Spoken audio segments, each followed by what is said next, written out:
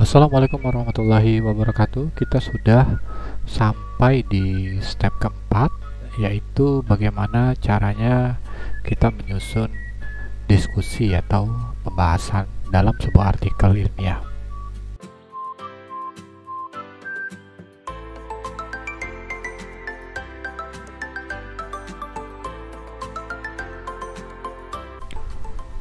Sebelumnya saya jelaskan sedikit dulu. Jadi di sini dijelaskan bahwa kenapa kita itu menulis pembahasan, hasil dan pembahasan itu sebelum introduction. Jadi posisi introductionnya itu ada di step ke-6 gitu ya.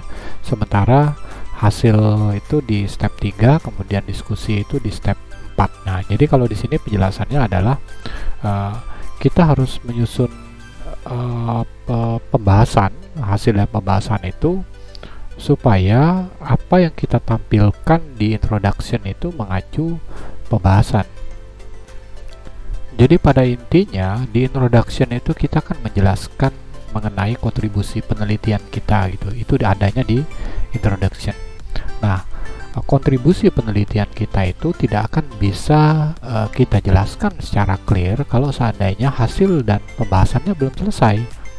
Jadi di pembahasan ini nanti akan kita temukan hasil yang unik atau perbedaan penelitian kita dengan penelitian sebelumnya, originalitas studi kita dan seterusnya. Jadi ininya harus clear dulu, hasil dan diskusinya harus clear dulu, barulah nanti hasil yang di sini kita tarik ke introduction. Itulah sebabnya mengapa introduction itu ditulis belakangan setelah hasil pembahasan dan kesimpulan gitu. Jadi bahasa di introduction itu sebetulnya cuma mengulang yang ada di hasil penelitian dengan format yang berbeda. Oke, kita masuk ke komponen pembahasan. Jadi kalau di pembahasan itu sendiri sebetulnya komponen utamanya itu ada 4. Yang pertama itu adalah general discussion.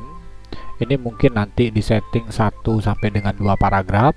Kemudian dilanjutkan dengan kontribusi teoritis, kemudian kontribusi praktis, dan kemudian limitation.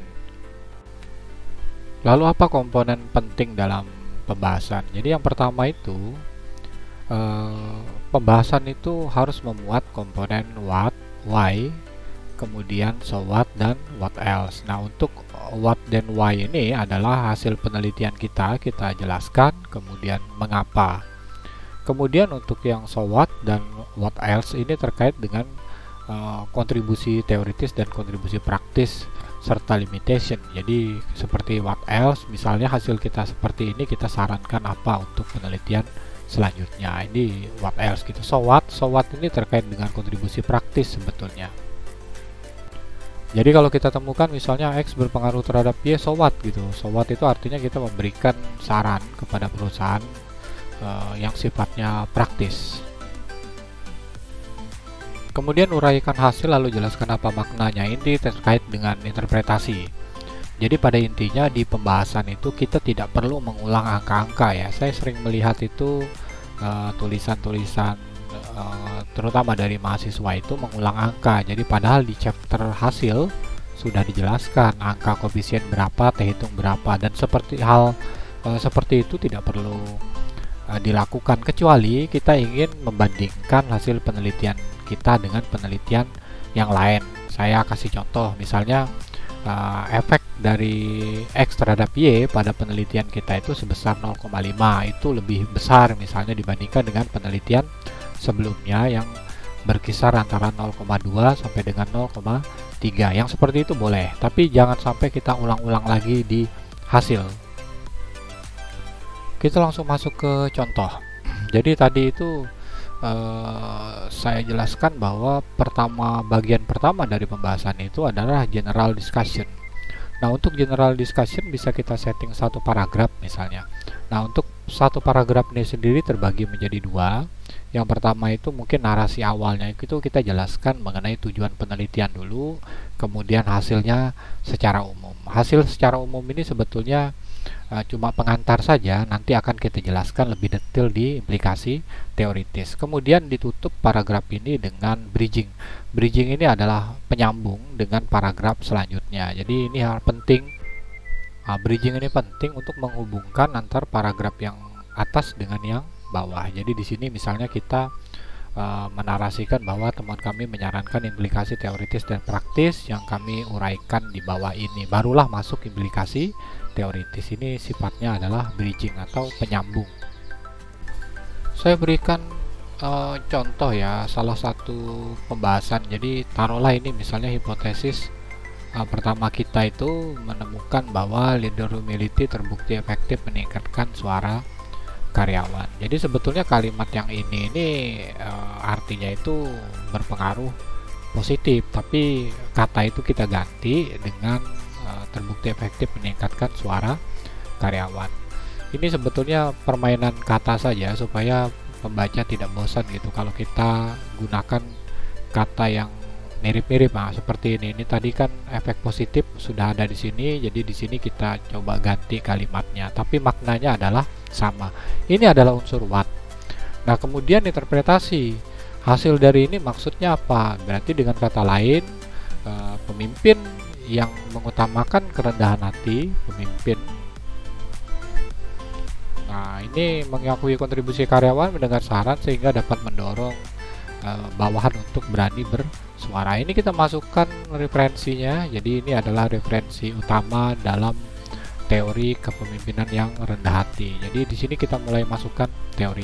Kemudian why, unsur why. Mengapa bisa berhubungan seperti itu? Untuk menjelaskan mengapanya, kita bisa juga tempelkan dengan relevansi hasil ini dengan teori tertentu.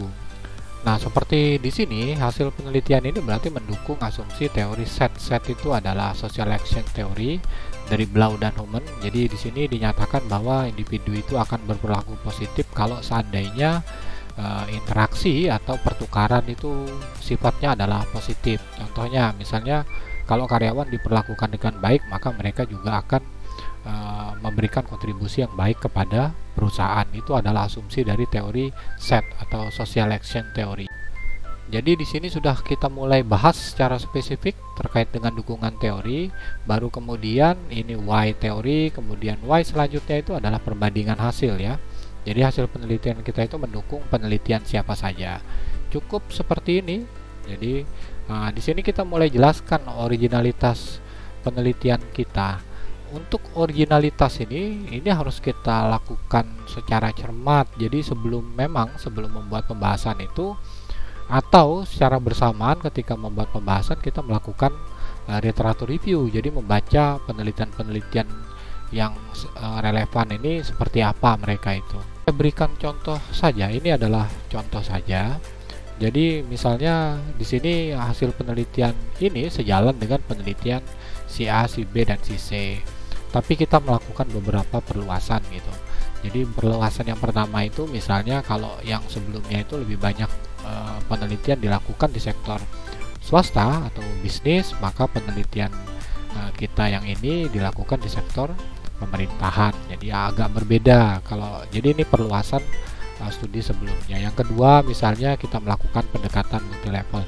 Nah, untuk meng-create originalitas ini penelitian kita sendiri ini kita memang harus tahu persis gitu. Jadi penelitian-penelitian sebelumnya itu keterbatasannya seperti apa, itulah yang akan kita tambahkan atau kita perluas untuk menjadi originalitas atau keunikan penelitian kita dibandingkan dengan penelitian sebelumnya. Bagian originalitas inilah nanti yang akan kita tarik ke introduction. Jadi ini nanti itu narasinya akan kita kembalikan ke introduction. Cuma penjelasan detailnya memang ada di sini. Kemudian di akhir setelah kita menyatakan keunikan, kita juga menjelaskan mengenai kontribusi penelitian. Jadi kalau di sini kita nyatakan kita berbeda dengan penelitian sebelumnya, lalu kontribusi kita apa? Kontribusinya adalah misalnya memperluas pemahaman. Ini pemahaman mengenai relevansi leader humility dan dampaknya terhadap suara karyawan di organisasi pemerintahan. Ini adalah kontribusi teoritis atau kontribusi pengetahuan ya, yang kita ajukan dalam hasil penelitian kita ini. Nah, jika kita perhatikan ini sebetulnya simpel-simpel saja gitu ya. Jadi pembahasan hipotesis pertama ya cukup kasih narasi di awal, kemudian kita artikan maknanya apa, kemudian kita jelaskan mengapa hasilnya seperti itu, kemudian kita bandingkan hasilnya dengan penelitian sebelumnya, kita uraikan perbedaan riset kita dengan riset sebelumnya, barulah ditutup dengan kontribusi penelitian kita gitu. Jadi berdasarkan originalitas itu kontribusinya apa. Jadi kalau ada 5 hipotesis, berarti kita harus susun 5 narasi seperti ini. Berarti ada 5 paragraf yang akan kita jelaskan dengan format seperti ini. Mudah kan? Jadi menurut saya sih gampang-gampang saja untuk bikin pembahasan ini. Kemudian unsur so what gitu ya. Jadi hasil kita sudah menyatakan leader humility itu berpengaruh positif terhadap suara karyawan. So what itu adalah implikasi praktis. Jadi kita menyarankan apa kepada perusahaan berdasarkan hasil penelitian kita ini. Nah, implikasi praktis itu sifatnya harus praktis ya, praktikal. Jadi apa yang kita sarankan? Jadi kalau seandainya leader humility itu memang bermanfaat buat organisasi, maka kita bisa memberikan saran kepada perusahaan untuk memberikan pelatihan, misalnya pelatihan tentang kecerdasan emosional atau komunikasi efektif, supaya pemimpin itu lebih dapat memberikan feedback kepada bawahannya. Bisa juga kita sarankan memberikan pelatihan mengenai komunikasi efektif gitu kepada pimpinan di level supervisor dan manager.